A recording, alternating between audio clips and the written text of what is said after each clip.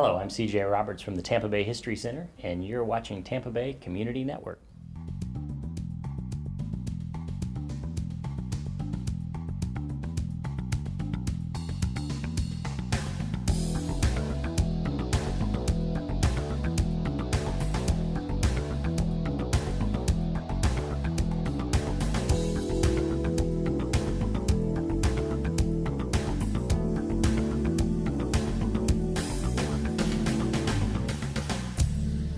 Hello, and welcome to Culture Vultures. My name is Linda Saul-Sena, and it's my great pleasure today to have as a guest CJ Roberts, the President and CEO of the Tampa Bay History Center. Welcome. Thank you. It's great to be here. Well, you came here as the center was getting built. I did. It's been a number of years ago, and I'm amazed at how quickly time has gone by. We just marked our 7th anniversary in our new building, and gosh, it really has gone by fast. So I was there when you all first opened. Please share the story. Well, we were literally building the center right up to opening, and you joined us for our opening gala, which was a beautiful black tie celebration. Hours before you arrived for that event, there was scaffolding in our atrium, and we were still trying to touch up paint and other things. But of course, it also happened to coincide with the time that the circus was in town, and so there was a parade of elephants in the street, and it was really quite a show. But it was a great evening, and it all came together, and was a great start to what's been a terrific 7 years. I thought that the circus train really added to sort of the local color and made it for an evening that nobody will forget. I think so, and people still talk about the parade of elephants going down the street as guests were arriving in their black tie and fancy dresses. So if somebody has never been to the Tampa Bay History Center, describe where you are and how one would get there. Well, we're in a terrific location, really, and kind of the center of a lot of good things that are happening downtown. But we're located right behind the Amalie Arena on Old Water Street, right along the Garrison Channel, sort of nestled next to the Beneficial Bridge going over to Harbor Island. It's a little tucked away and kind of out of the way, but I think it's going to be a very prominent location as the plans take shape around us for the redevelopment of the Channelside area. And so the History Center features local, state, what levels of history? Yeah, we're telling a story that spans a period of about 10,000 years. Wow. And we are not just a museum about Tampa or Hillsborough County. We're really telling a regional history story that spans most of West Central Florida. And we define that area by what were the original boundaries of Hillsborough County. In the mid-19th century, Hillsborough County was a much larger county than it is today. It's been divided up over time. From its beginning until modern times, all are part of 24 present-day counties came out of Hillsborough County. 24? 24 counties. I thought it was just Pinellas. 24. So how far north did it go? Almost all the way up to Ocala, almost all the way over to the East Coast and down to the north shores of Lake Okeechobee, that area. Wow. That's a much larger area than I ever realized. And it's a huge palette from which to draw some pretty terrific stories, as you might imagine. And so we talk about the original inhabitants of this area, native peoples who go back 10, 12,000 years, mound building cultures. It's hard to think about these cultures that were building mounds in downtown Tampa, downtown St. Pete, as we know now. Most of the mounds were leveled in the mid-19th century. The mounds were made of shells? The mounds were either ceremonial burial mounds or trash mounds, those kinds of things, and they were leveled. The contents were used for various infrastructure projects, but every once in a while someone is building a condo or a parking garage or something and unearths some evidence of those early peoples, whether it be a spear point or pottery shard or something like that. We talk about the Seminole tribe. Of course, they come to our state a little later. They probably, from an ethnicity standpoint, the Seminoles were mostly Lower Creeks in origin, living in South Georgia, southern Alabama. Probably had used Florida for hundreds of years as a hunting ground, but really didn't start to settle here until the late 1700s. And they are settling in Florida largely because they're fleeing intertribal warfare going on with the Upper Creeks and the Cherokee. They come to Florida, they assimilate with the original tribal groups that were here, the Calusa, the Tocobagan, Their numbers have been kind of decimated after contact with the Europeans, but the Seminoles will assimilate with what's left of those tribes, as well as escaped slaves from plantations in South Carolina, Georgia, Alabama. And they will create this unique culture that we know today as the Seminole tribe. So, important story for us.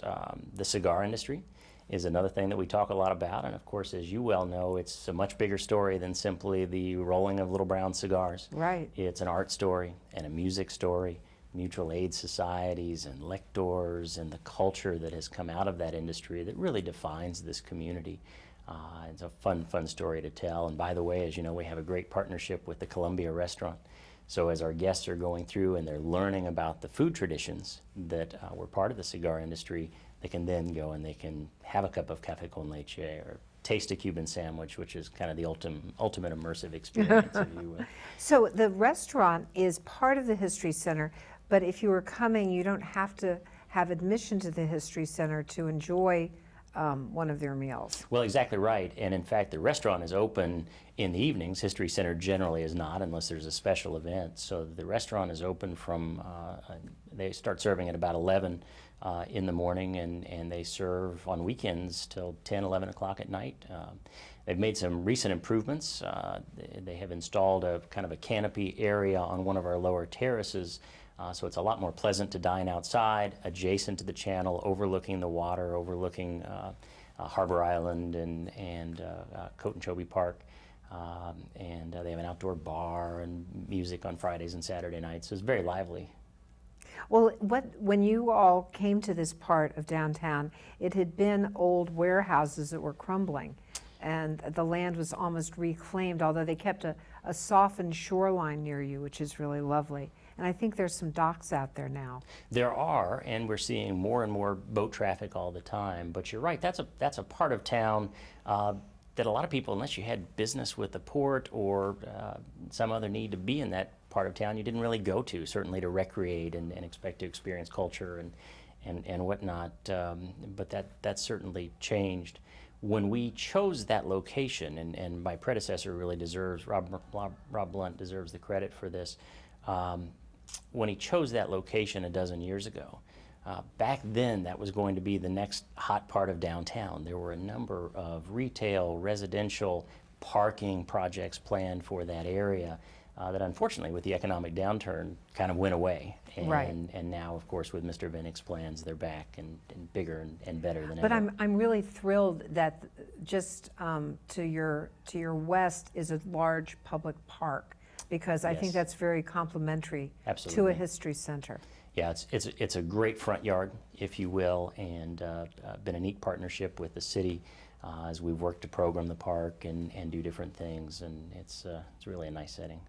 Well, one of the things that really impresses me about the History Center is that you don't just have objects behind glass. You have a very interactive series of exhibits. Could you talk about that a minute? Yeah, and that's certainly important for bringing the stories, and I think stories are worth talking about too. It's not just history, it's stories, and you know, many people are not necessarily drawn to history. We had to learn dates and whatnot in school, Right. But we can all be drawn to a great story, and the stories that define this area, shape this area, are powerful, compelling, and so we really focus on trying to tell those stories and then using technology to bring them to life. You know, we're in an age where we have the Disneys and whatnot, and as people are looking at how to spend their leisure time, the bar is set pretty high, and so we're constantly looking for ways to create exhibits that are immersive, that take our visitors to kind of a different time and place. And I think the best example of that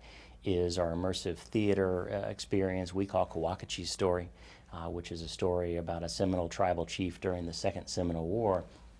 But as you go into this theater, you're surrounded by three-dimensional dioramas that are on turntables that spin around, and multiple screens and things that kind of bring that story to life. And it's a great example of a powerful story combined with some really neat technology to really come to life. We've also tried to create the exhibits in such a way that an 8-year-old and an 80-year-old coming together, a grandchild, a grandparent, can equally get something out of the experience. So they're hands-on interactives that engage the younger crowd, The older visitors have a different learning style, and so they may be drawn to a different part of the exhibit. That must be kind of challenging for you to develop the different learning styles, because that's great that you recognize we are all taking in information in different ways. It is, but it's something that we spend a lot of time thinking about, observing our audiences, and we don't have to go it alone. The industry as a whole is looking at this as well, and so we can kind of look to other institutions and get ideas and sort of identify best practices and try to fold those in.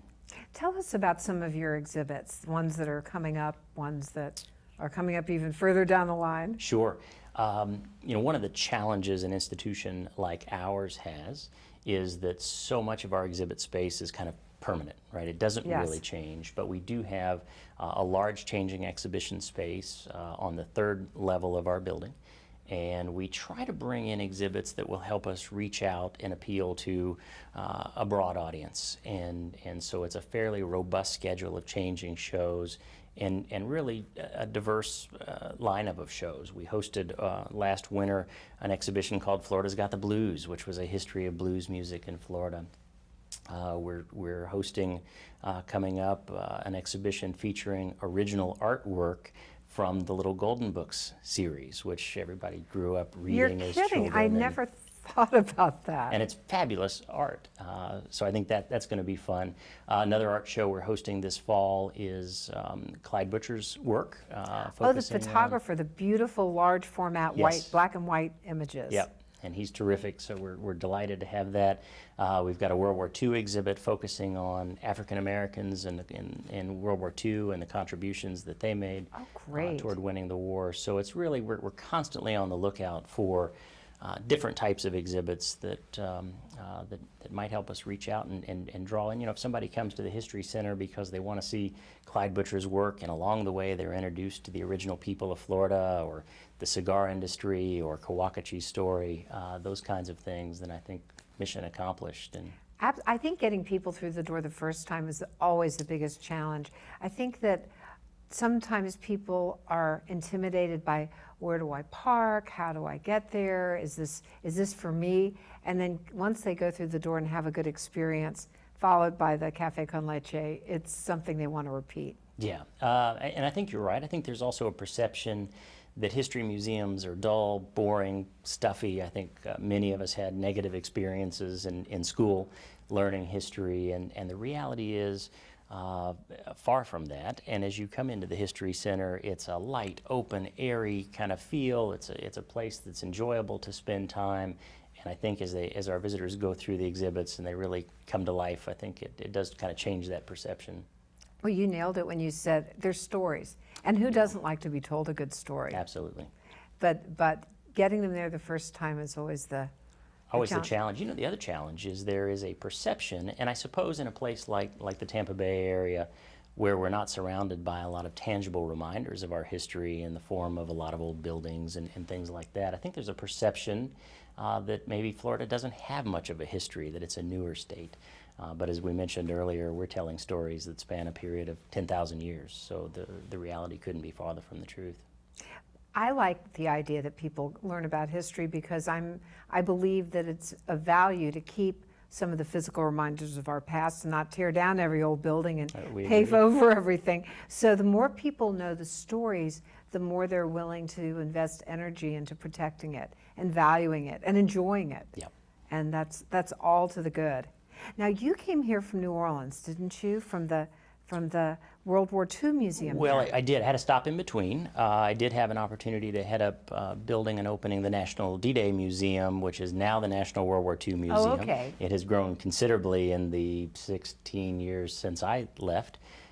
Stopped in between in Savannah, where I directed the Mighty 8th Air Force Museum for 5 years before coming here 11 years ago this summer. Wow. Well, you've certainly seen some changes. A lot of changes. And I can't imagine a more exciting time to be here doing what we're doing. The History Center, again, opened 7 years ago, and we have seen since then, it's really been very positive. Oftentimes a new museum will open And the first year is kind of the best year. It's the new thing. It's the honeymoon year. And you spend every year thereafter kind of chasing those attendance numbers and whatnot. And our experience has been very different. Our first year was probably our worst year from an attendance standpoint. Getting the word out, overcoming that perception that history has to be boring, that maybe we don't have history, all of those things that we talked about have been a little bit of a challenge. But the good news is we've seen our attendance grow each year. And in fact, this year, our attendance to our building, so that's inclusive of all of our programs and everything else that goes on, is up about 20%. So Congratulations. Thank you. That Thank is you. solid. That's wonderful. And a lot of it is attributable to the good things that are happening at the History Center, and a lot of it is attributable to the great things that are happening around us. Downtown is certainly growing. When we opened 7 years ago, you could have stood on our upper terrace area overlooking the park and had a beautiful view of the park and the water, maybe not seen too many people. And now if you go out there, the park is very active. There are people on the Riverwalk. I think the Riverwalk has been a huge Riverwalk catalyst. is fabulous. It Plus, really is. the Riverwalk has historical busts of people It does. who were some of the shapers of our community. And I would think that if you're walking, let's say you're visiting from somewhere and you walk along and you see, you know, this person and they sound kind of interesting, and then this very different other person, and then you see a sign, you know, this way to the Tampa Bay History Center, you probably want to keep walking. That's what we hope. And hear the stories of these folks. Yeah. And that's what we hope, and again, great stories along the Riverwalk, accompanying the busts, and those early pioneers who played such a role in building this area and defining who we are today. So I think the Riverwalk is terrific. It's been fun, too, to watch activity increase on the water. There wasn't a lot of activity on the water. You had boats going through or whatever, but gosh, now there are kayakers and stand-up paddleboarders, and you can rent almost every kind of watercraft that you want. And the new pirate water taxi is a great addition. And the dragon boat racers dragon practicing out front. Yeah, so it's really fun to see that change. One of the other things that we've seen is that as people discover these areas and they are walking and bicycling more, I know you all accommodate all of those folks, that it becomes more of a destination. Mm-hmm. And you have a great bookstore. We do. We have a nice store. We try to specialize in stocking sort of Florida-related items. We're really drawn to small artisans who create things either in traditional kind of styles or folk crafts or those kinds of things. Of course, a great selection of books on local history, and so it's turned into a really nice little retail space for us. I've had the pleasure of being a lecturer for one of your OLLI classes, that stands for Osher Lifelong Learning, and it was about local history. But I know that you have a variety of programs at the History Center. How could people find out what programs you offer? So I would encourage people to go to our website, Tampa Bay History Center, all one word, all spelled out, .org.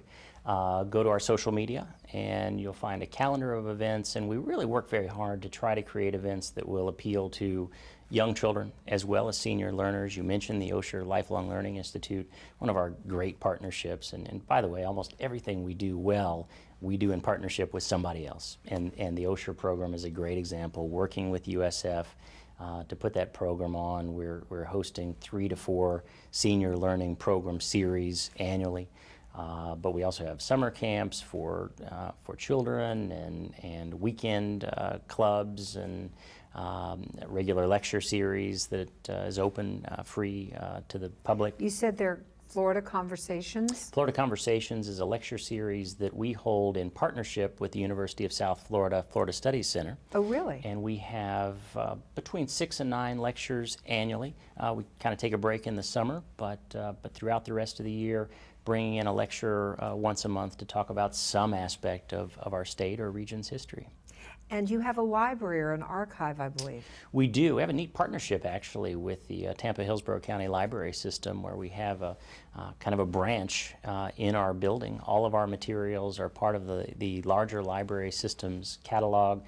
You can make an appointment to have a librarian. It's very popular to come to our facility, maybe doing genealogical research.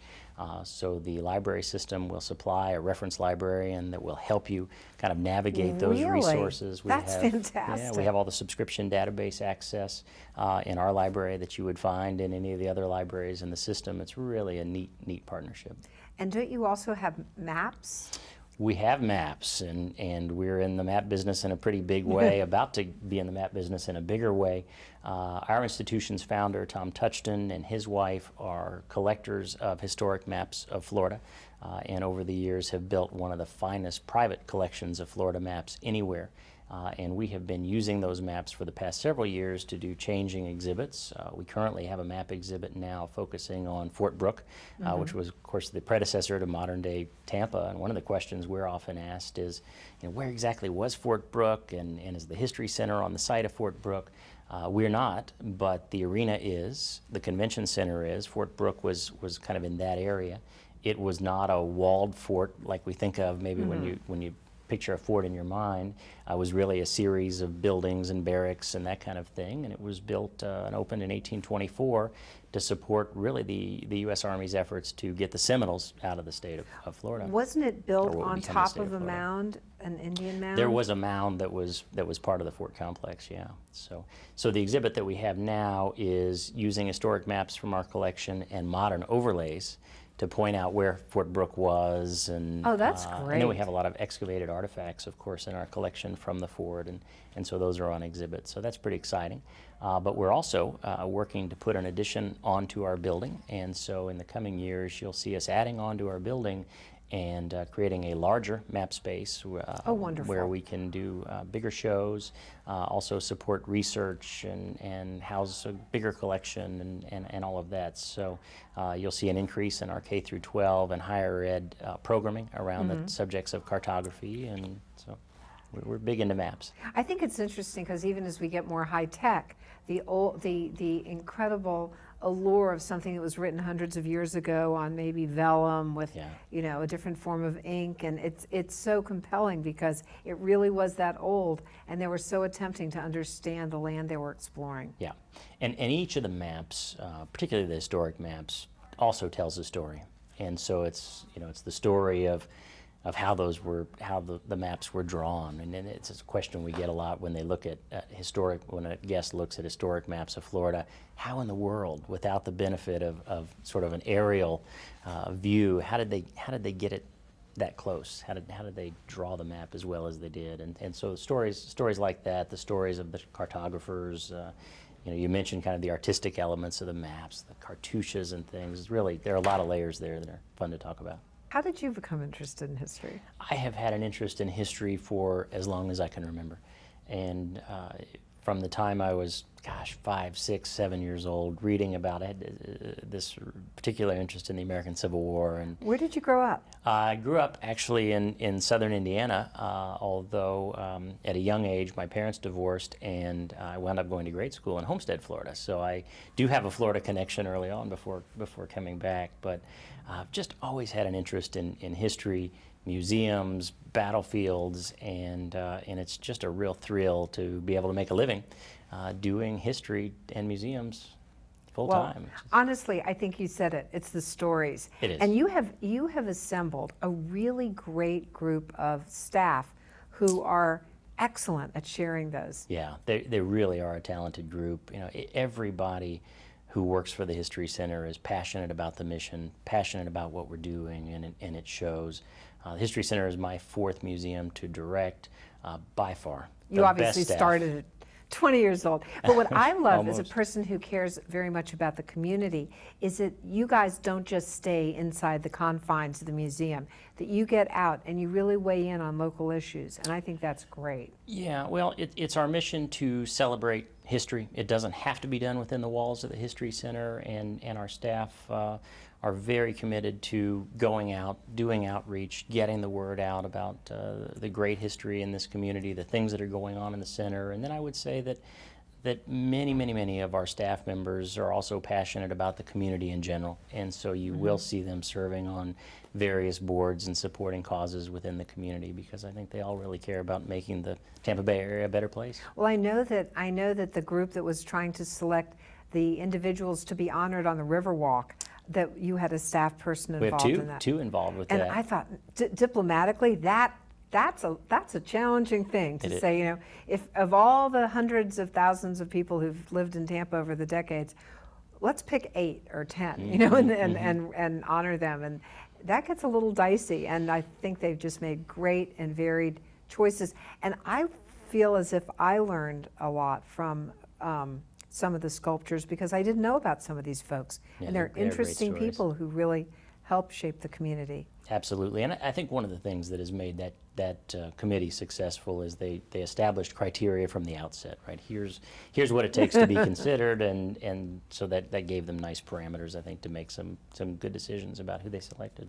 Well, looking forward in the next few years, you're thinking about an expansion. We are thinking about an expansion. We can add about 9,000 square feet of space onto our building. If you were to stand in Fort Brooke, Cotonchobee Park and look at the front of the History Center and look up, you would notice that the 3rd floor is only about 2/3 of the way built out.